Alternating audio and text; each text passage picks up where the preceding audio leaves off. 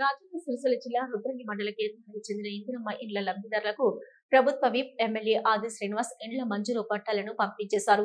ఈ సందర్భంగా ప్రభుత్వ విప్ ఆది శ్రీనివాస్ మాట్లాడుతూ పేదవారి సొంతింటి కల కాంగ్రెస్ ప్రభుత్వంతోనే సాధ్యమైందని, దానికి నిదర్శనమే ఇండ్ల పట్టాల పంపిణీ అని అన్నారు. ఇచ్చిన హామీ మేరకు ఇంటి స్థలం, భూమి పత్రాలు ఉన్న పేదలకు ఇందిరమ్మ ఇండ్ల మంజూరు పత్రాలు పంపిణీ చేశామని తెలిపారు. నియోజకవర్గంలో మొత్తం 3500 ఇందిరమ్మ ఇండ్లకు మంజూరు పత్రాలు పంపిణీ చేస్తున్నామని వెల్లడించారు. నిర్ణీత సమయం ప్రభుత్వం సూచించిన కొలతల ప్రకారం ఇళ్లు నిర్మించుకొని సహాయం పొందాలని కోరారు. కాంగ్రెస్ ప్రభుత్వం రాష్ట్రంలోని నిరుపేదలను, రైతులను ఆదుకోవాలనే ఉద్దేశంతో ముఖ్యమంత్రి రేవంత్ రెడ్డి ముందు చూపుతో ఎన్నో సంక్షేమ పథకాలు ప్రవేశపెడుతున్నారని అన్నారు. ఈ కార్యక్రమంలో మార్కెట్ కమిటీ చైర్మన్ చెల్కల తిరుపతి, మాజీ జెడ్పీటీసీ గట్ల మీనయ్య, మాజీ సర్పంచ్ తర్రె ప్రభాలత మనోహర్, ఇందిరమ్మ కమిటీ సభ్యులు ఎర్రం గంగనసయ్య, తర్రెలింగం, పడిశెట్టి అభిలాష్, గ్రామశాఖ అధ్యక్షుడు సామ మోహన్ రెడ్డి, డిసిసి కార్యదర్శి గడ్డం శ్రీనివాస్ పాల్గొన్నారు.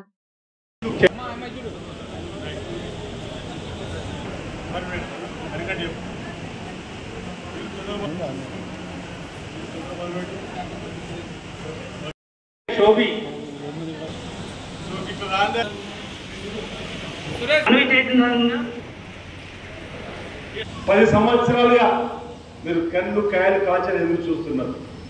నాకు బాగా గుర్తు 2018 మీ బిడ్డకి ఎమ్మెల్యేకి పోటీ చేసిన పక్కనే గతలాపులో కేసీఆర్ వచ్చి అగ్గిపెట్టె లాంటి ఆ ఇంట్లో ఎట్లుంటారు, అల్లుడు వస్తే అచ్చక్కడి బట్టలు మార్చుకోవాలి, గొర్రె నెక్కలు కట్టిస్తూ, బర్రె నెక్కలు కట్టిస్తూ, కోళ్ళ నెక్కలు కమ్ముతావు, మేము వస్తే 2 బెడ్రూమ్తో కూడిన ఇల్లు కట్టిస్తా, డబుల్ బెడ్రూమ్ అని చెప్పండి. అందరూ పోలమని గెలిపిస్తే ఒక్కటంటే కూడా వచ్చిందా?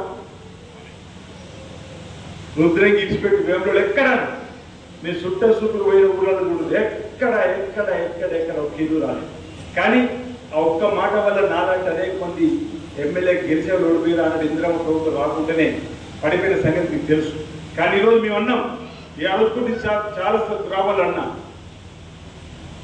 డబుల్ బెడ్రూమ్ లేని ఇల్లు మేము చూపిస్తాం, మీరు రోడ్ అడుగుకుంటూ ఉండండి. ఇందిరమ్మ ఇల్లు లేని మీరు రూల్ చూపించండి, మీరు రోడ్ అడుగుకుంటూ ఉంటామన్నాం. ముందుకు రాలే బీఆర్ఎస్ ప్రభుత్వం. మీరు చూడండి, ఏ ఊళ్ళో ఇందిరమ్మ ఇల్లు ఉందా లేదా?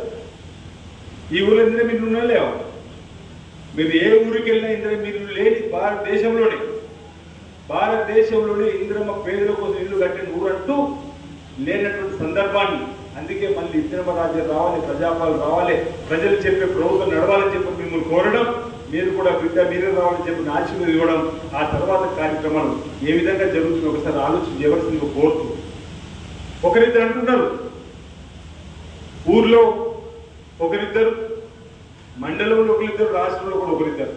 ఏం చేసిండ్రు? అన్ని అబద్ధాలు చేసిండ్రు. ఈ ప్రభుత్వం వచ్చిన తర్వాత 16 మాసాలు అయిపోయింది ఇంచుమించు. ఈ ప్రభుత్వం వచ్చి 15 మాసాల నుంచి 16 మాసాలు అవుతున్నది. ఏం చేసిందంటే మీ రోజుల్లో ఆడతల్లు ఆర్టీసీ బస్సు ఎక్కితే టికెట్ ఫ్రీ ఉందా లేదా? మీరు టికెట్ తీసుకుంటున్నాము.